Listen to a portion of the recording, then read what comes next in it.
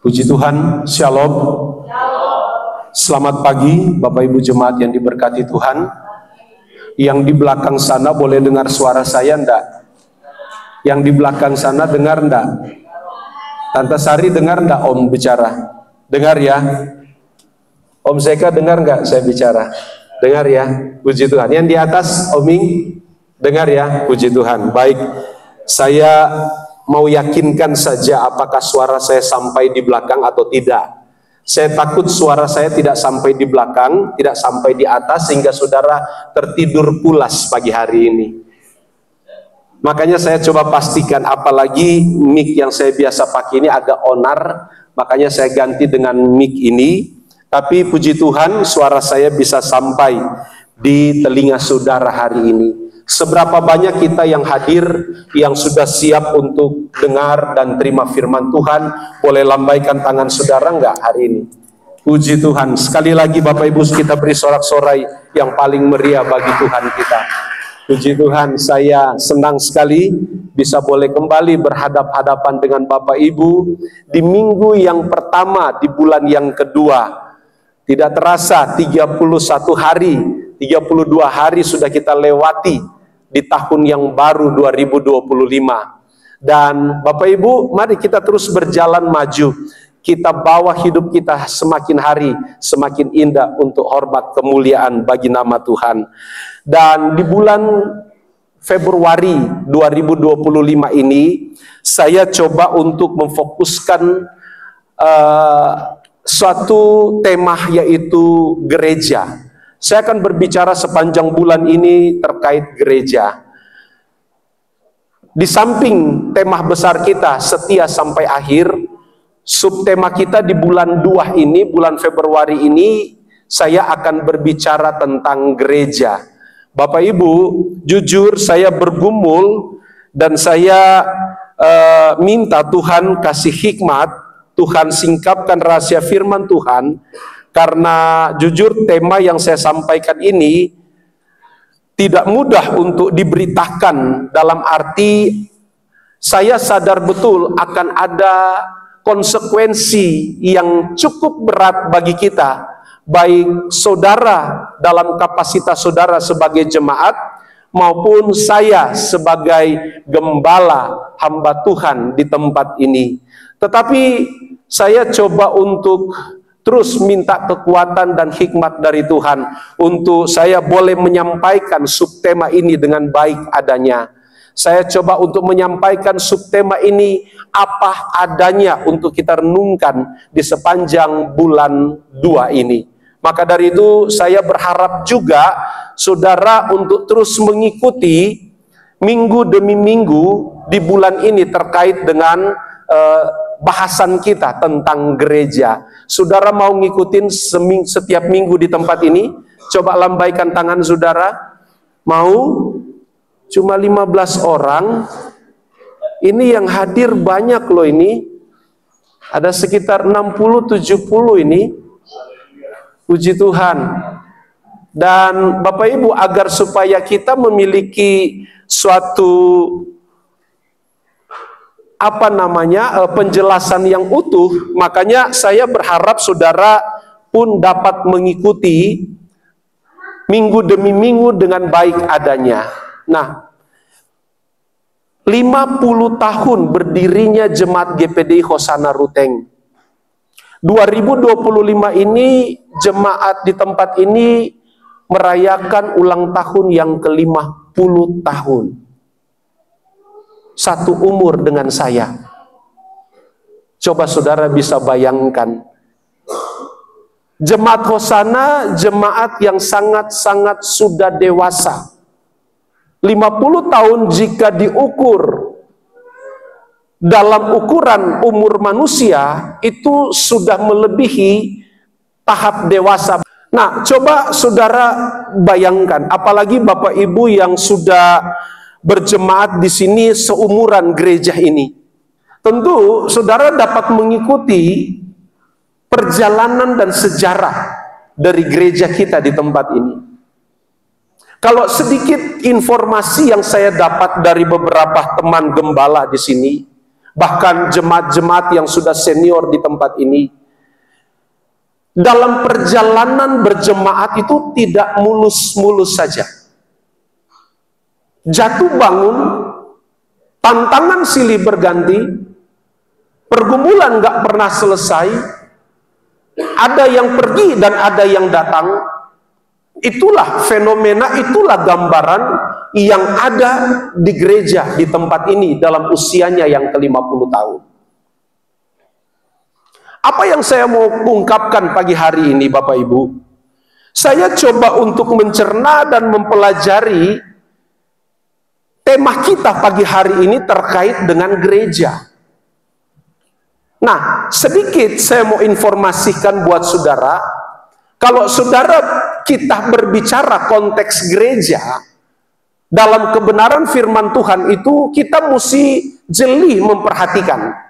Karena ada dua hal yang penting yang perlu kita pahami tentang gereja. Yang pertama, gereja atau dalam Bible selalu dikatakan dengan bait Allah, itu bisa merujuk kepada gedung, tempat di mana orang-orang beribadah di sana. Tetapi masuk dalam konteks perjanjian baru, orang yang percaya pun disebut gereja oleh Alkitab. Amin. Bapak Ibu, kita mau diagnosa, kita mau sedikit melihat kebenaran firman Tuhan. Untuk kita boleh mendeteksi gereja seperti apa yang Allah inginkan. Amin. Gereja seperti apa yang Allah rindukan, Dia temukan di dunia ini.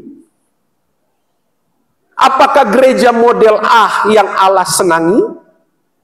Atau gereja model B yang Allah suka? Nah, tentu untuk menjawab persoalan ini, kita nggak bisa hanya menerka, oh gereja A yang Tuhan suka om, oh gereja B yang Tuhan rindukan om. Tapi mari kita bedah, kita lihat firman Tuhan. Gereja model apa yang Tuhan inginkan? Jangan-jangan GPDI Hosana gereja yang Tuhan tidak inginkan. Atau sebaliknya, bisa juga gereja GPDI Hosana adalah gereja yang diidam-idamkan oleh Tuhan. Loh, nggak ada yang amin. Kenapa saudara tegang semua hari ini? Bapak Ibu jemaat yang diberkati, mari sama-sama kita mendengarkan kebenaran firman Tuhan. Tapi saya bawa dulu saudara dengar satu ayat dalam 1 Petrus pasal 2 ayat 9. Dan mari Bapak Ibu yang sudah dapat ayatnya, kita sama-sama membaca ayat ini. 1 Petrus 2 ayat 9. Saudara boleh dilihat layar depan saudara, kita baca sama-sama yuk. 1, 2, 3. Tetapi kamulah bangsa yang terpilih, imamat yang rajani, bangsa yang kudus, umat kepunyaan Allah sendiri, supaya kamu memberitakan perbuatan-perbuatan yang besar dari Dia, yang telah memanggil kamu keluar dari kegelapan kepada terangnya yang itulah hal dahsyat bagi gereja Tuhan saat ini. Jemaat yang diberkati, di akhir zaman ini kita harus berani. Dalam arti begini, kita harus berani memikirkan dan mulai mempersoalkan. Kira-kira gereja model apa yang alkitabiah, gereja model apa yang berkenan di hadapan Tuhan, agar supaya kita di dalam berjemaat dan mengiring Tuhan, kita sungguh-sungguh boleh mencapai garis akhir sampai hidup kita dipanggil oleh Tuhan. Karena kalau kita bicara konteks tema besar kita setia sampai akhir, kita nggak bisa pisah dengan konteks gereja itu sendiri. Nggak bisa dipisahkan. Kita harus melihat kebenaran firman Tuhan sampai sedalam-dalamnya. Agar benar-benar tema kita tahun ini setia sampai akhir itu mendarah daging, tertanam dan menjadi kekuatan baru dalam hidup kita. Nah, kembali lagi, untuk setia sampai akhir, kita nggak bisa lepas konteks gereja itu sendiri. Dan saya mau berbicara tentang gereja bukan gedungnya, dan saya mau berbicara gereja bukan soal mereknya, tapi saya mau berbicara gereja yaitu kesatuan tubuh Kristus, saudara dan saya. Amin. Jemaat yang diberkati Tuhan, jadi saya mau katakan bahwa jangan anggap lagi remeh tentang konteks gereja ini. Nah, ini kita nggak bisa kesampingkan, karena inilah fakta, apalagi gereja sekarang ini begitu menjamur. Kita tinggal suka-suka kita mau pilih gereja A yang rasa pedas, atau gereja B yang adem-adem saja, atau gereja C yang dinginnya minta ampun. Itu tergantung kita, hati kita mau kita bawa kemana. Dan kita nggak bisa membatasi di zaman media sosial, teknologi yang semakin luar biasa ini, kita pun punya suatu kebiasaan. Kita mau pilih hamba Tuhan siapapun, kita bisa akses semua sekarang, sesuka-sukanya kita, dan tidak ada yang melarang. Dan memang itulah konsekuensi teknologi yang canggih di akhir zaman ini. Tapi Bapak Ibu jemaat yang diberkati Tuhan, mari saya mau bawa kita untuk melihat kebenaran firman Tuhan yang luar biasa di bulan Februari ini. Saya mau katakan begini, saya mau kutip dulu satu kebenaran firman Tuhan, nanti saya akan lengkapi balik lagi di 1 Petrus pasal 2 ayat 9. Di dalam Kisah Para Rasul pasal 20 ayat 28. Kisah 20 ayat 28, Alkitab katakan begini, karena itu jagalah dirimu dan jagalah seluruh kawanan, karena kamulah yang ditetapkan Roh Kudus untuk menjadi penilik, untuk mengembalakan jemaat Allah yang diperolehnya dengan darah anaknya sendiri. Bapak Ibu coba usahakan saudara tangkap apa pesan inti dari ayat ini tentang gereja. Dapat? Kalimat kuncinya ada di kalimat terakhir, bagian akhir. Allah yang diperolehnya, ulangi, jemaat Allah yang diperolehnya dengan darah anaknya sendiri. Saya mau ngomong begini, gereja dalam hal ini, orang-orang yang ada di dalam Kristus, saudara dan saya, bukan suatu hal yang mudah. Tetapi gereja yang ada hari oleh karena penebusan darah anak domba itu sendiri. Yang menebus gereja, yang memerdekakan gereja melalui pengorbanan Kristus Yesus Tuhan. Pernah nggak saudara renungkan ini? Artinya, setiap kita diperoleh bukan dengan cara yang mudah. Gereja terbentuk bukan dengan cara yang gampangan. Tapi gereja terbentuk oleh karena Allah sendiri mengorbankan putranya.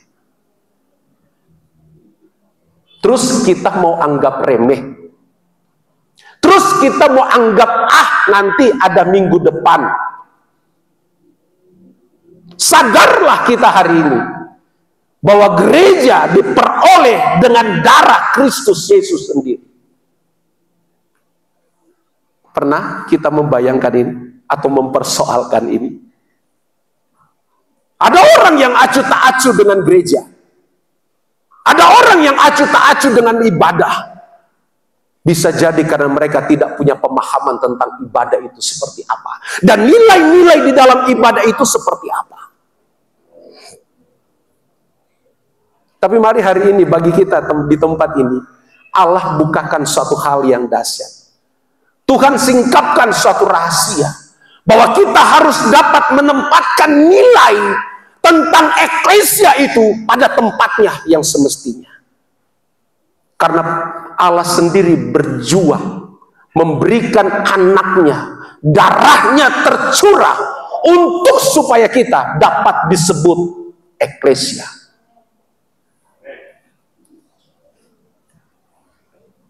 Dan masih ada lagi, saya mau katakan, dan jangan ada lagi maksudnya, dari kita jemaat GPD Hosana Ruteng yang tidak menempatkan nilai ini sebagai nilai yang luar biasa. Berhimpunnya kita di tempat ini itu suatu keindahan di pemandangan mata Tuhan. Makanya Alkitab katakan, janganlah engkau membiasakan diri, menjauhkan diri dari persekutuan-persekutuan. Itu yang Tuhan inginkan. Jadi Bapak Ibu jemaat yang diberkati Tuhan, jadi saya mau fokuskan dari ayat ini, saya mau ngomong begini. Gereja adalah milik Allah sendiri. Gereja adalah milik Tuhan Yesus sebagai kepala atas gereja. Gereja bukan milik pribadi. Gereja bukan milik organisasi yang dengan mudah kadang-kadang dimanipulasi untuk kepentingan yang terselubung. Bapak Ibu, kita harus pahami dan sadari, gereja adalah milik siapa? Gereja milik siapa? Saudara dan saya sebagai tubuh Kristus milik siapa? Ya, karena kita ditebus. Saudara perhatikan, jemaat Allah yang diperolehnya dengan darah anaknya sendiri. Jadi saudara dan saya termasuk dalam hal ini. Kita jemaat Tuhan. Dan kita dimerdekakan dari segala hal yang coba dirancang oleh kuasa kegelapan. Bapak Ibu jemaat yang diberkati, jadi hal ini luar biasa untuk kita persoalkan hari ini. Saya mau bawa saudara untuk melihat poin-poin yang penting untuk kita renungkan hari ini. Untuk supaya kita boleh mendeteksi apakah gereja dalam hal ini, saudara sebagai umat pilihan Allah, imamat yang rajani, sudah menjadi gereja yang diinginkan oleh Tuhan atau enggak? Nah, saudara lihat tadi satu Petrus tadi. 1 Petrus pasal 2 ayat 9. Saya mau sampaikan hal-hal ini bagi saudara. Tapi kita baca ulang ayat yang tadi, 1 Petrus pasal 2 ayat 9. Tetapi kamulah bangsa yang terpilih, imamat yang rajani, bangsa yang kudus, umat kepunyaan Allah sendiri, supaya kamu memberitakan perbuatan-perbuatan yang besar dari Dia yang telah memanggil kamu keluar dari kegelapan kepada terangnya yang ajaib. Bapak Ibu, saya yakin bahwa saudara sudah berulang-ulang kali baca ayat ini, atau sudah pernah mendengar ayat ini lebih dari 2 atau 3 kali. Tapi mari saya mau bawa saudara lihat. Dari ayat ini ada 2 hal, ada 2 poin pokok dalam ayat ini. Yang pertama, dari ayat ini penulis Ibrani mau menyampaikan suatu hal yang besar bagi kita, untuk kita sadari. Apa itu? Tentang status kita. Tentang status saudara dan saya sebagai gereja, imamat yang rajani, umat kepunyaan Allah. Itu berbicara tentang status kita di hadapan Tuhan. Berbicara tentang status kita di hadapan Tuhan. Status kita apa? Yang pertama, kita adalah bangsa yang dipilih oleh Allah. Dan tidak berhenti sampai di situ. Yang berikut Alkitab katakan, kita adalah imamat yang rajani, umat yang punya raja. Dan berikut dikatakan, kita adalah bangsa yang kudus, milik Allah sendiri. Ini status, berbicara tentang status kita. Nah, seberapa banyak kita yang menyadari tentang hal ini? Bahwa status kita di hadapan Allah itu luar biasa, Bapak Ibu. Status kita di hadapan Allah itu enggak status yang abal-abal, enggak bukannya status yang tidak berkualitas, tapi status kita, status yang berkualitas, anak-anak kerajaan Allah sendiri. Terus sekali lagi, masih adakah di antara kita hari ini yang tidak menempatkan nilai-nilai ini sebagai suatu nilai yang perlu disadari hari demi hari? Sekarang kalau kita persoalkan, dengan apa dapat kita balas kebaikan Tuhan? Dengan apa? Dengan harta kita? Dengan status jabatan kita? Kita mungkin CEO dalam sebuah perusahaan, kita punya banyak karyawan. No. Selain kita belajar terus memberi diri, bersekutu satu dengan yang lain untuk selalu menyenangkan hati Tuhan. Itu yang buat Tuhan disenangkan. Kita bangsa yang dipilih oleh Tuhan. Kita adalah imamat yang rajani. Ada suatu hal besar dalam konteks imamat yang rajani. Yang pertama yang harus kita sadari bahwa kita ini adalah umat yang punya raja, itu pertama. Dan yang kedua, imamat yang raja ini, yang rajani ini hendak mau memberi suatu makna yang besar. Bahwa kita, pribadi lepas pribadi, sekarang punya akses langsung untuk dapat menghadap dan memohon sesuatu kepada Tuhan. Tidak lagi melalui para imam seperti pada perjanjian lama.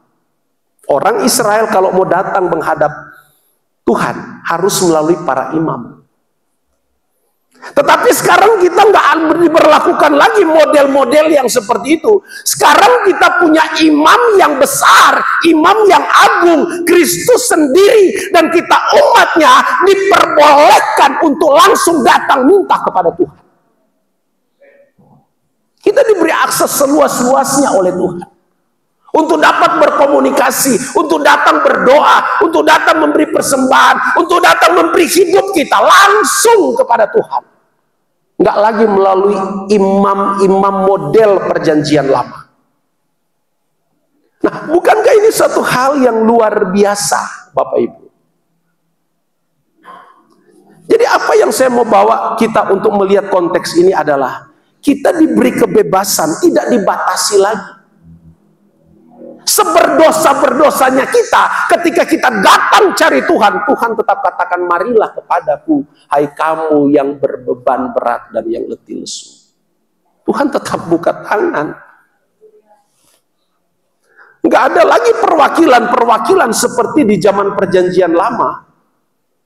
Maka dari itu, sangat disayangkan kalau masih ada orang Kristen yang tidak memahami poin ini. Kalau saudara butuh bantuan doa gembala, tidak apa-apa. Tapi saudara juga bisa datang sendiri kepada Tuhan. Tidak harus melalui kami.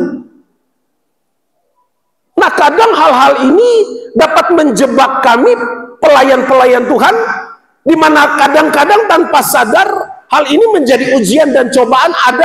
Ada banyak orang Kristen di luar sana mengkultuskan hamba Tuhan, sehingga apa-apa harus melalui hamba Tuhan. Padahal kita nggak lagi dibatasi. Mau gembala, mau hamba Tuhan, mau jemaat, kita bebas datang menghadap Tuhan. Benar apa benar?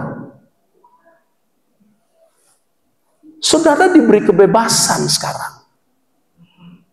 Kalau kita saling mendoakan, itu hal yang baik. Dan itu konteks yang perlu kita pelihara. Saudara minta bantu doa, minta bantu doa saya lagi bergumul ini dan itu baik. Tetapi ingat, kita pun diberi akses langsung oleh Tuhan untuk datang, bergumul, meminta sesuatu langsung kepada Tuhan. Kami bukan perantara.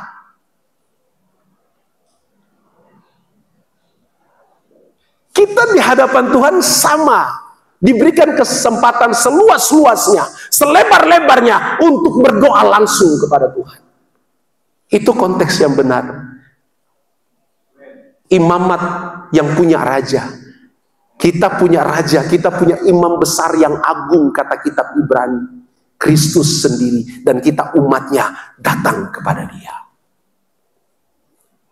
Jadi Bapak Ibu jemaat yang diberkati Tuhan, Kita lihat Bapak Ibu, satu hal yang perlu juga mungkin saya utarakan hari ini.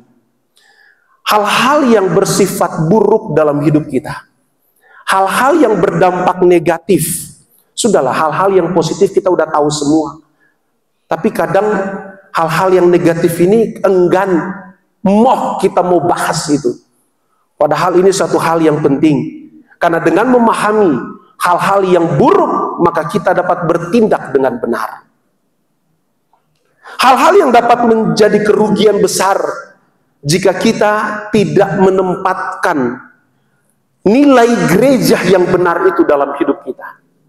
Kalau saudara pernah dengar satu ayat yang berbunyi begini, Matius pasal 5 ayat 13. Matius 5 ayat 13.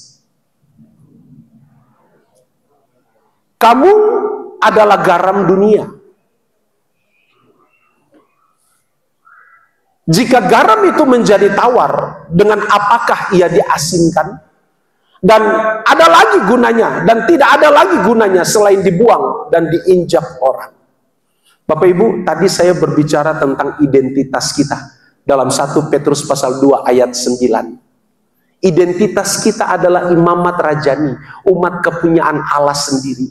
Nah, betapa meruginya kita, betapa sialnya kita, betapa tidak beruntungnya kita jika kita tidak memahami nilai-nilai kebenaran ini dalam hidup kita, bahwa kita ini umat kepunyaan Allah. Yang mana Allah inginkan kita terus bersekutu di dalam persekutuan yang benar. Kalau kita tidak mampu melakukan atau masuk dalam persekutuan yang benar, Alkitab katakan kita sama dengan garam yang sudah menjadi tawar, yang tidak ada faedah, yang tidak ada manfaat. Artinya apa? Kalau kita kehilangan identitas kita sebagai anak Tuhan, umat kepunyaan Allah, imamat yang raja nih, saya mau katakan, kekekalan tidak mungkin menjadi bagian dalam hidup kita, dan kita gagal setia sampai akhir. Karena kita kehilangan identitas.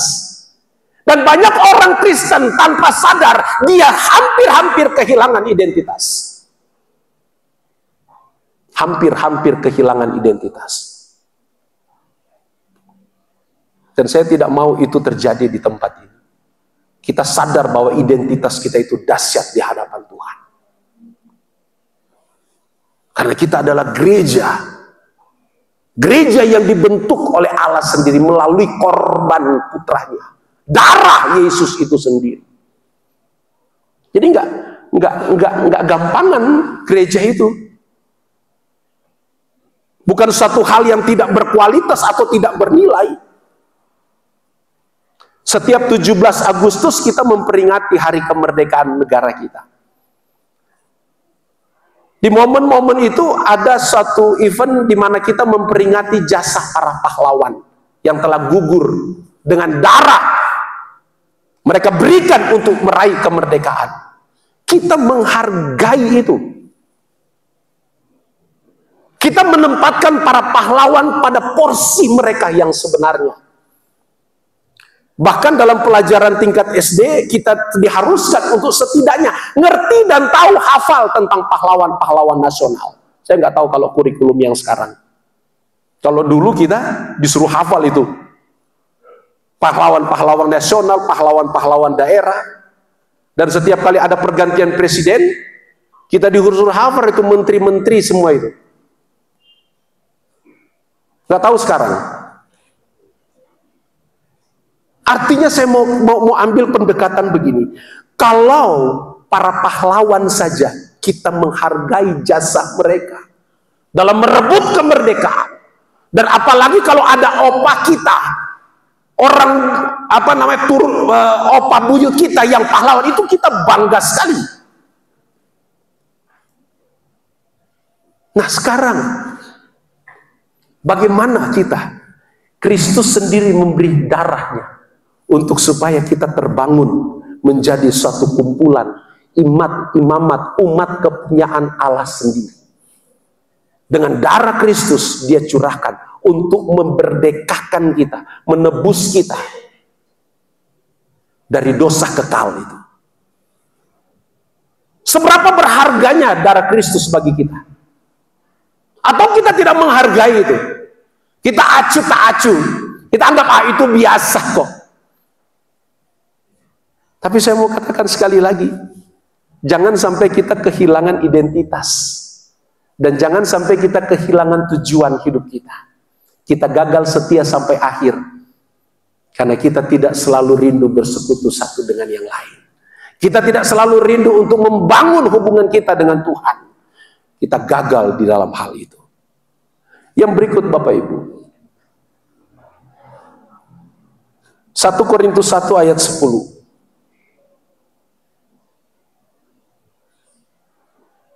Ada ayat Alkitab katakan begini dalam 1 Korintus 1 ayat 10. Tetapi aku menasehatkan kamu, saudara-saudara, demi nama Tuhan kita Yesus Kristus, supaya kamu seia sekata dan jangan ada perpecahan di antara kamu. Tetapi sebaliknya, supaya kamu erat bersatu dan sehati sepikir. Kalau kita gagal memaknai gereja yang sebenarnya, gereja yang alkitabiah, potensi untuk perpecahan itu sangat besar. Dan itu terbukti di Korintus. Paulus menasehatkan jemaat di sana. Karena jemaat di sana terpecah belah dengan kelompok-kelompok mereka masing-masing. Dan Paulus menegur mereka, menyadarkan mereka. Bukankah kalian ini satu di dalam Kristus? Kenapa harus ada golongan Paulus, golongan Yesus Kristus, golongan Kefas, dan lain sebagainya? Bukankah kita ada di dalam satu kesatuan, sudah ditebus di dalam Kristus? Masalahnya orang-orang Korintus gagal memahami makna gereja yang sebenarnya. Jadi yang kedua, jangan sampai terjadi perpecahan, konflik internal gara-gara kita salah paham, gagal paham tentang kesatuan tubuh Kristus. Yang berikut Bapak Ibu, saya cepat ya. Nanti di minggu-minggu ke depan akan saya uraikan lebih cair lagi tentang poin-poin ini. Matius 6 ayat 33. Dan ini yang terakhir. Dan setelah itu kita akan masuk perjamuan kudus. Matius 6 ayat 33. Alkitab katakan begini. Tetapi carilah dahulu kerajaan Allah dan kebenarannya, maka semuanya itu akan ditambahkan kepadamu. Yang berikut yang saya mau katakan, kalau kita kehilangan identitas dan tujuan, kita terpecah-pecah, terbagi-bagi karena konflik internal, rugi besar kita. Kenapa? Karena kita kehilangan berkat kekal di dalam Tuhan. Kita kehilangan berkat kekal di dalam Tuhan. Maka dari itu Bapak Ibu jemaat yang diberkati Tuhan, pagi hari ini kita memaknai kebenaran firman Tuhan. Yang pertama, betapa bersyukurnya kita dipilih Allah secara langsung melalui pengorbanan Kristus Yesus. Kita dijadikan umat kepunyaan Allah sendiri. Kita ditebus, kita diperoleh dengan pengorbanan anaknya, darahnya tercurah.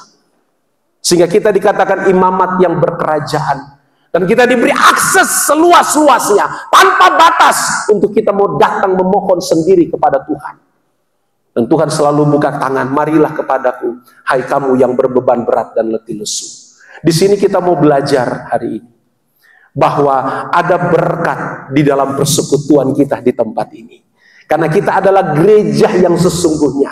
Gereja jangan kita batasi hanya gedung gereja dan merek gereja. Tapi yang perlu lebih luar biasa kita bangun adalah gereja. Dan tahukah saudara, ketika selesai masa tugas Kristus di dunia ini, Allah tidak berhenti sampai di situ tujuannya, tetapi Tuhan mempercayakan di dalam gereja berdiam Roh Kudusnya.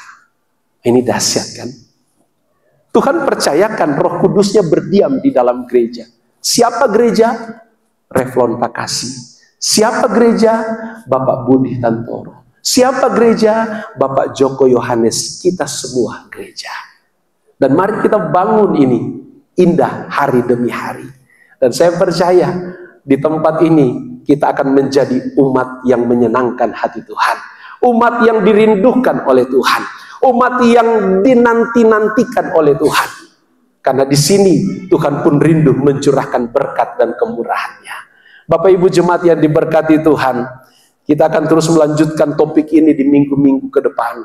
Dan ada banyak hal yang luar biasa yang Tuhan sudah nyatakan bagi kita di tempat ini. Dan saya berharap kita yang hadir hari ini dapat terus mengikuti ibadah pada minggu-minggu depan untuk selalu lengkap apa yang kita bahas mulai minggu yang pertama ini.